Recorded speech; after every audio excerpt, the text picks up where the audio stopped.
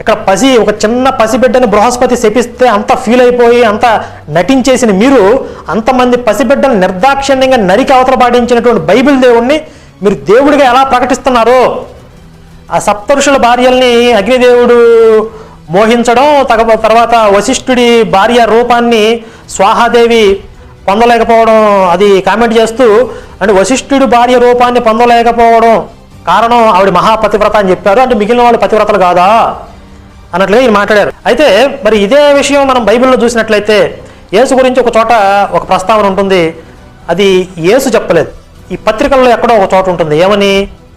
ఈయన మహాదేవుడును నిరంతరము స్తోత్రార్హుడును అయి ఉన్నాడు అని చెప్పి యేసు గురించి ఉన్నట్లుగా తెలుగు బైబిల్లో ఉంటుంది. ఇంగ్లీష్ బైబిల్లో అలా ఉండదు, వీళ్ళు తెలుగు అనువాదం అలా చేశారు. అంటే యేసు ఎవరంట? మహాదేవుడును నిరంతరము స్తోత్రార్హుడు అంట. అంటే యేసు మహాదేవుడు నిరంతరము స్తోత్రార్హుడు అంటే